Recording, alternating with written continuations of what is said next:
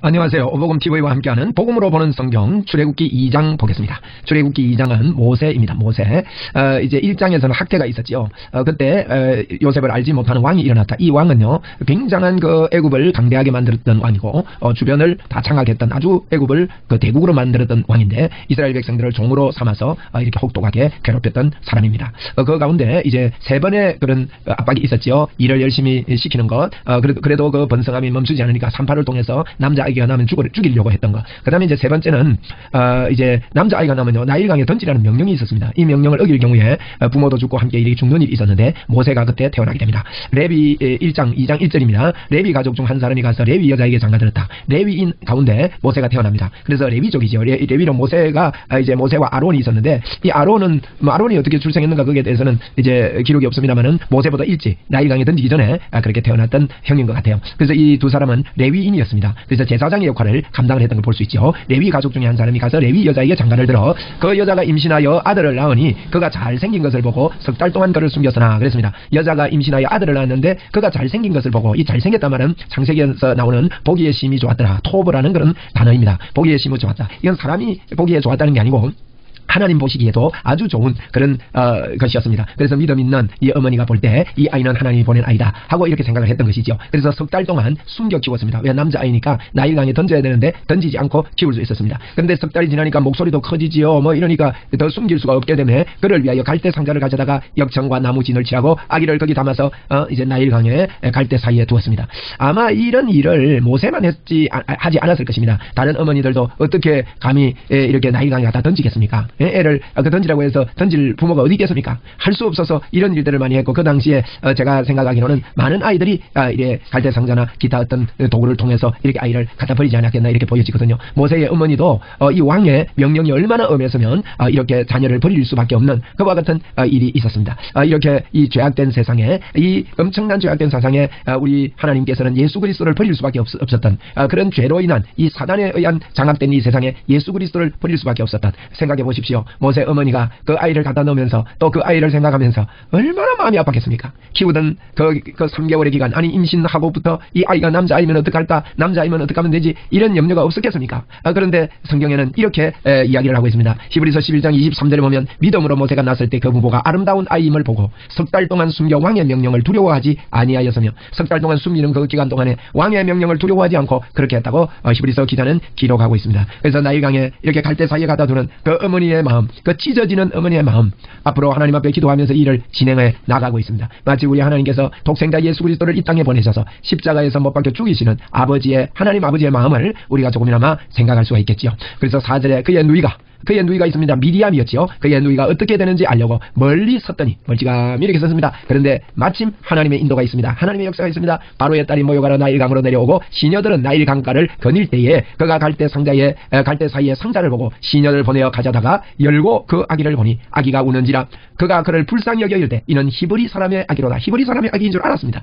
이 아이가 우는 모습을 보고 너무 이 공주의 마음에 너무 예쁘게 보인 거예요. 하나님의 역사지요. 그래서 7절에 그의 누이가 바로의 딸에게 이르되, 뛰어와서 그랬겠죠. 내가 가서 당신을 위하여 히브리 여인 중에서 유모를 불러다가 이 아이에게 젖을 먹이리까. 그 당시에 히브리 여인들이 아기를 버리고 아마 저지 그대로 이제 남아있는 사람들이 틀림없이 있었을 건데, 이제 바로의 이 딸은 그런 줄 알고 그에게 이릅니다. 8절에 바로의 딸이 그에게 이르되 가라 하며 그 소녀가 가서 누구에게 갑니까? 그 아기의 어머니를 불러오니 모세의 어머니 자기 어머니를 데리고 왔습니다. 9절에 바로의 딸이 그에게 이르되 이 아기를 데려다가 나를 위하여 젖을 먹이라. 내가 그 싹을 주리라. 돈 받고 이제는 젖을 먹이게 됩니다. 여인이 아기를 데려다가 젖을 먹이더니 아기가 자라매 바로의 딸에게로 데려가니 그가 그의 아들이 되느라. 그가 그의 이름을 모세라 하여 이르되 이는 내가 그를 물에서 건져내었음이라 하였더라. 그래서 이제 아기를 키우고 엄마가 키울 때 이 아이에게 믿음을 심어주었고, 너는 하나님의 자녀란다, 우리는 유대 민족이란다, 이런 것을 틀림없이 가르쳐 주었을 것입니다. 그래서 모세가 장성한 후에 한 번은 자기 형제들에게 나가서 그들이 고되게 노동하는 것을 보더니 어떤 애굽 사람이 한 히브리 사람 곧 자기 형제를 치는 것을 본지라. 이 모세가 나가서 보니까 자기 민족이 이렇게 얻어맞고 있는 거예요. 좌우를 살펴 사람이 없음을 보고 그 애굽 사람을 쳐 죽여 모래 속에 감추니라. 야, 어떻게 하면 사람을 쳐 죽입니까? 모세가 아마 애굽에서 무술도 배우고 뭐 이렇게 운동도 하고 젊으니까요. 뭐 젊을 때 얼마나 근육질이 이렇고 아마 그랬던 것 같아요. 그래서 어떻게 하면 방어할 수 있고 어떻게 하면 이제 왕으로서의 앞으로의 연습을 하면서 굉장한 체력을 길렀던 것 같습니다. 그래서 저주에서 모래 속에 감추었습니다. 13절에 있던 날 다시 나가니 두 히브리 사람이 서로 싸우는지라 그 잘못한 사람에게 이르되 내가 어찌하여 동포를 치느냐 하며 잘못하는 사람 보고 너 잘못했다 너가 왜 그러냐 이럴 때 이러면 썩내는 거죠. 그죠? 그래서 14절에 그가 이르되 누가 너를 우리의 다스리는 자와 재판관으로 삼았느냐 내가 애굽 사람을 죽인 것처럼 나도 죽이려느냐. 아이고 어저께 이거 싸우다가 죽이는 거 봤거든요. 그래서 모세가 두려워하여 이르되 이 탈로 되었도다. 그러면서 이제 이 일로 인해서 모세가 고발당하게 되고 이렇게 어려움이 겪어진 것입니다. 바로가 이 일을 듣고 모세를 죽이고자 하여 찾는지라 모세가 바로의 낯을 피하여 미디안 땅에 머물며 하루는 우물 곁에 앉았더라. 도망을 갔다 이겁니다. 도망을 가서 이제 미디안으로 모세가 도망을 갔습니다. 모세가 경건히 어려운 가운데서 이렇게 살아났는데 살인자가 돼서 도망을 가게 됐습니다. 16절에 미디안 제사장에게 7달이 있었더니 그들이 와서 물을 길어 구유에 채우고 그들의 아버지의 양떼에게 먹이려 하는데 목자들이 와서 그들을 쫓는지라 모세가 일어나 그들을 도와 양떼에게 먹이니라. 모세가 좋은 일 해준 겁니다. 그 7 딸들이 있었는데 그래서 그 어려움을 당할 때 양떼들에게 물을 먹이도록 도와줬습니다. 그들이 그들의 아버지 루엘에게 이럴 때에 아버지가 이르되 너희가 오늘은 어찌하여 이같이 속히 돌아오느냐. 다른 날은 늘 뭐 목동들에 의해서 제일 늦게 양떼들에게 물을 먹이고 늦게 돌아왔던 모양입니다. 오늘은 일찍 돌아오니까 어떻게 해서 이렇게 일찍 돌아오느냐. 그들이 이르되 한 애굽 사람이 우리를 목자들의 손에서 건져내고 우리를 위하여 물을 잃어 양떼에게 먹였나이다. 굉장히 모세가요 힘이 좋았다는 뜻입니다. 그죠? 그렇게 뭐 목동들이 안 많았겠습니까? 그래도 모세를 당할 수가 없었던 모양입니다. 20절입니다. 아버지가 딸들에게 이르되 그 사람이 어디 있느냐? 너희가 어찌하여 그 사람을 버려두고 왔느냐? 그를 청하여 음식을 대접하라 하였더라. 모세가 그와 동거하기를 기뻐하며 그가 그의 딸 시보라를 모세에게 주었더라. 모세가 이제 광야에 와서 이제 이 시보라 집에 이제 거니게 되고 시보라가 아내가 된 것입니다. 22절 그가 아들을 낳으며 모세가 그의 이름을 게르솜이라 하여 이르되 내가 타국에서 낳은 애가 되었음이었더라 하고 이제 게르솜이라는 이런 이름을 붙여주게 되었습니다.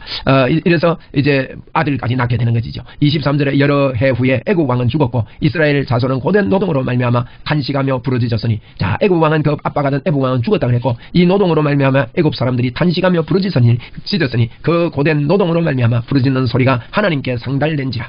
하나님이 그들의 고통 소리를 들으시고 하나님이 아브라함과 이삭과 야곱에게 세운 그 언약을 기억하사 하나님이 이스라엘 자손을 돌보셨고 하나님이 그들을 기억하셨더라. 여기서 우리가 볼 수 있는 것이 참 여러 가지가 있는데 먼저 참고로 볼 것은 늘 이제 아브라함과 이삭과 야곱의 하나님 그럽니다. 족장은요 4대 족장인데 요셉은 없어요.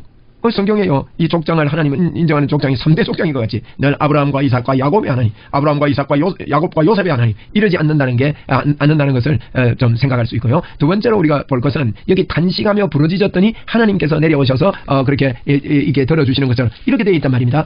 그런데 창세기 15장에서 보면 하나님께서 미리 말씀했습니다. 15장 그 13절에 보니 너는 반드시 알라 내 자손이 이방에 객이 되어 그들을 섬기겠고 그들은 400년 동안 내 자손을 괴롭히고 그들이 섬기는 나라를 내가 징벌할지 그 위에 내 자손이 큰 재물을 이끌고 나오리라. 너는 장수하다가 평안히 돌아갈 것이다.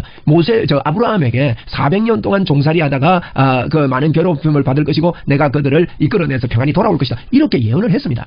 그런데 여기 보니까요 이스라엘 백성들이 마치 단식하며 하나님께 간절히 부르짖었더니 하나님께서 그 고통을 들으시고 이렇게 들어주신 것처럼 기록이 되어 있는데 이것은요 기도가 무엇인지 우리에게 알려주는 좋은 본보기가 됩니다. 하나님께서는 약속하신 것들을 저희들을 통해서 이런 압박과 이런 여건 기도해야 되는 이런 여건들을 하나님이 만들어 가시는 것입니다. 그래서 기도하게 해서 기도를 통해서 이루어 가시는 하나님이심을 알고 기도는요 하나님이 약속한 것을 선포하고 말하고 주장하고 그 길로 가고 그것을 하나님의 인도를 따라 행하고 하는 것이 바로 기도라는 것을 우리는 기억을 해야 합니다. 오늘 참 귀한 이 말씀을 통해서 저희들이 기억할 것은 하나님께서 이 이스라엘 백성들을 구원하기 위해서 모세를 준비했듯이 우리 주 예수 그리스도를 준비하셔서 우리를 이 땅에서 마귀의 자녀에서 우리를 건져내시고 하나님의 자녀로 우리를 부르신 하나님을 찬양합니다. 이런 아름다움이 우리에게 주어졌음을 감사합니다. 우리 3장에서 뵙도록 하겠습니다. 감사합니다.